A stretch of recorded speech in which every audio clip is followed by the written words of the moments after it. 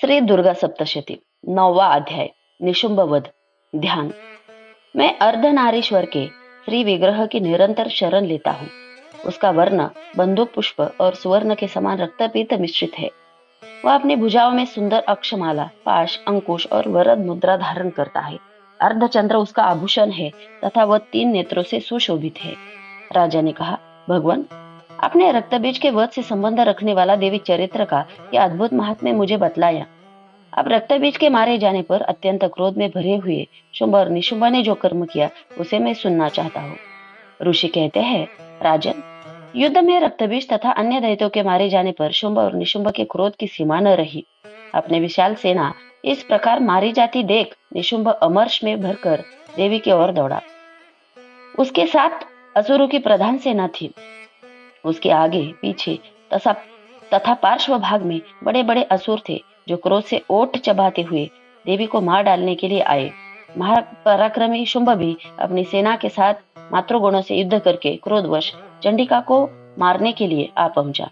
तब देवी के साथ शुंभ और निशुंभ का घोर संग्राम छिड़ गया। वे दोनों दैत्य मेघों की भांति बाणों की भयंकर वृष्टि कर रहे थे। उन दोनों ने चलाए हुए बाणों को चंडिका ने अपने बाणों के समूह से तुरंत काट डाला और शस्त्र समूह की वर्षा करके उन दोनों दैत्यपतियों को अंगों में चोट पहुंचाई। निशुंभ ने तीखी तलवार और चमकती हुई ढाल लेकर देवी के श्रेष्ठ वाहन सिंह के मस्तक पर प्रहार किया।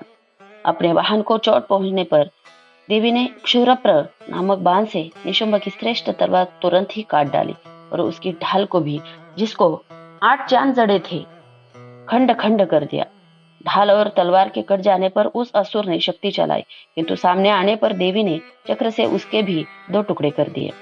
अब तो निशुंभ क्रोध से जल उठा और उस दानव ने देवी को मारने के लिए शूल उठाया, किंतु देवी ने समीप आने पर उसे भी मुक्के से मारकर चूर्ण कर दिया। तब उसने गदा घुमाकर चंडी के ऊपर चलाई, परंतु वह भी देवी के त्रिशूल से कटकर भस्म हो गई। तदनंतर दैत्यराज निशुंभ को फरसा हाथ में लेकर आते देख देवी ने बाण समूह से घायल कर धरती पर सुला दिया। उस भयंकर पराक्रमी भाई निशुंभ के धराशायी हो जाने पर शुंभ को बड़ा क्रोध हुआ और अंबिका का वध करने के लिए वह आगे बढ़ा। रथ पर बैठे बैठे ही उत्तम आयुधों से सुशोभित अपने बड़ी बड़ी 8 अनुपम भुजाओं से समूचे आकाश को ढककर वह अद्भुत शोभा पाने लगा। उसे आते देख देवी ने शंख बजाया और धनुष की प्रत्यंचा का अत्यंत दुस्सह शब्द किया।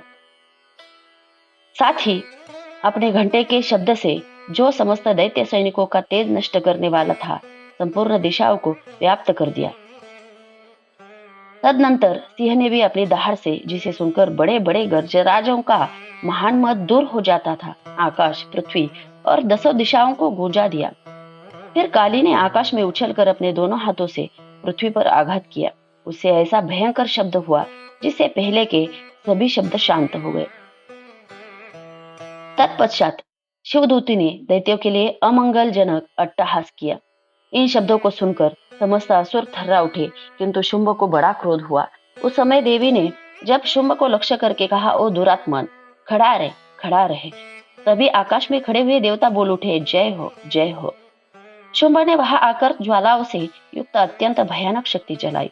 अग्निमय पर्वत के समान आती हुई उस शक्ति को देवी ने बड़े भारी लुके से दूर हटा दिया। उस समय शुंभ के सिंहनाद से तीनों लोग गूंज उठे। राजन, उसकी प्रतिध्वनि से वज्रपात के समान भयानक शब्द हुआ, जिसने अन्य सब शब्दों को जीत लिया। शुंभ के चलाए हुए बाणों ने देवी के चलाए हुए बाणों के शुंभ ने अपने भयंकर बाणों द्वारा सैकड़ों और हजारों टुकड़े कर लिए।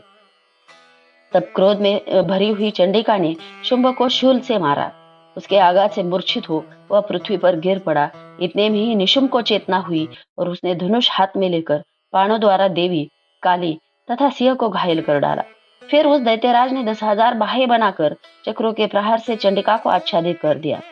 तब दुर्गम पीड़ा का नाश करने वाली भगवती दुर्गा ने कुपित होकर अपने बाणों से उन चक्रों का तथा बाणों को काट गिराया।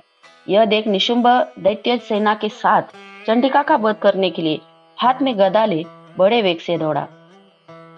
उसके आते ही चंडी ने तीखी धार वाली तलवार से उसकी गदा को शीघ्र ही काट डाला। तब उसने शूल हाथ में ले लिया।